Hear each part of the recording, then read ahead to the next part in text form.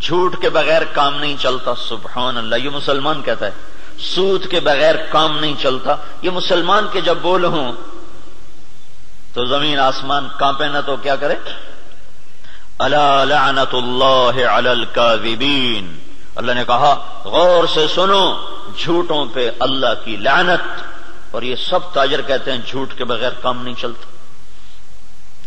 ایک تاجر نے نا، اچھا بڑا تاجر تھا، وہ 3 دن لگا داڑھی رکھ لی چھوٹی چھوٹی. مجھے بڑی خوشی ہوئی. کچھ دن بعد ملاقات ہوئی تو شیو کیا ہوا. میں نے کہا یہ کیا کیا؟ کہنے لگا جو سارا دن جھوٹ بولنا پڑتا تو میں نے شیو کرا دیا.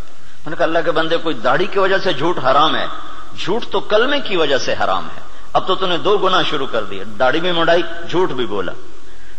تو اب داڑھی منڈانے سے جھوٹ حلال ہو گیا. جھوٹ کا حرام ہونا داڑھی کے ساتھ نہیں ہے، جھوٹ کا حرام ہونا کلمے کے ساتھ. کہ تو کلمہ پڑھ کے جھوٹ، تو یہ کیوں کہتا ہے کہ داڑھی رکھ کے جھوٹ بولوں مجھے شرم آتی ہے؟ تو یہ کہ کلمہ پڑھ کے جھوٹ بولوں مجھے شرم آتی ہے. کلمہ پڑھنے کے بعد جھوٹ بولنا بے حیائی ہے نا کہ داڑھی رکھنے کے بعد. داڑھی تو سکھوں نے بھی رکھی ہوئی. یہ میرے اللہ کے نبی کا امر ہے، حکم ہے. یہ اور حکم ہے، وہ اور حکم ہے. ایک کی وجہ سے دوسرا چھوڑ دوں، ایک کی وجہ سے دوسرا چھوڑ دوں، یہ کہاں کی نادانی ہے؟ تو اس کو بات سمجھ میں اس نے پھر رکھ لی.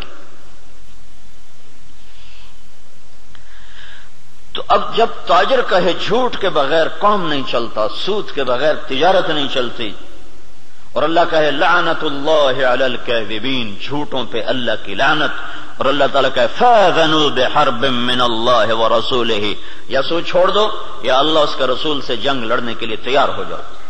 ہماری تو جنگ اللہ امریکہ سے تھوڑی ہماری جنگ ہے، یا ہندوستان سے تھوڑی ہماری جنگ ہے، یا اسرائیل سے ہماری جنگ. تو ہماری تو اللہ سے جنگ ہوئی پڑی. اللہ ہمارے خلاف جنگ کر رہا ہے. اصل تو مقابل میں اللہ آیا ہوا ہے، اللہ اس کا رسول آیا ہوا ہے.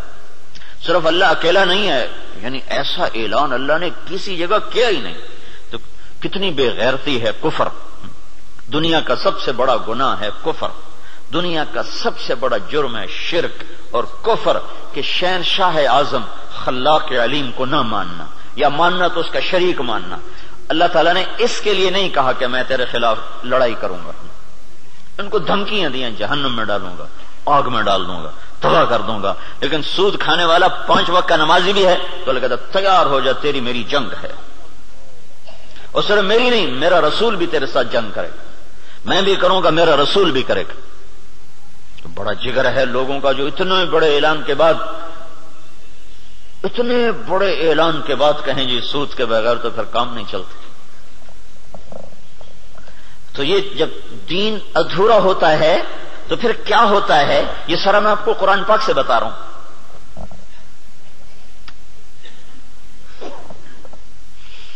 ہائے ہائے میرے بھائیو، اگر اللہ کے رسول کی ہمیں پشت پناہی نہ ہوتی تو اللہ کی قسم ہم بندر خنزیر بن چکے ہوتے. دعا دو اس مدینے والے کو جو اتنا رویا ہے. کوئی نبی اتنا نہیں رویا کہ اللہ کو جبریل بھیجنا پڑے کہ بس کر اتنا نہ رو. کوئی نبی اتنا نہیں رویا ہے. تو تمہارا نبی اتنا رویا ہے کہ ایک دفعہ نہیں سینکڑوں دفعہ جبریل آیا ہے، یا رسول اللہ، اللہ کہہ رہا ہے اتنا نہ رو. اور اس کو چھوڑو، قرآن کی گواہی سنو، قرآن کی جو قیامت تک پڑھا جائے گا، قیامت تک پڑھا جائے گا. اور ہر گھر میں ہے. حدیث پاک تو انہی کے گھر میں ہوگی جس کو تھوڑا حدیث کا علم ہے، لیکن قرآن تو ہر پڑھے لکھے ان پڑھ کے گھر میں ہوتا ہے. تو میرا اللہ قرآن میں اپنے نبی سے کہتا ہے فلا تذهب نفسك عليهم حسرات. میرا نبی، یہ انسانوں کے لیے اتنا نہ رو کہ روتے روتے تو خود ختم ہو جائے.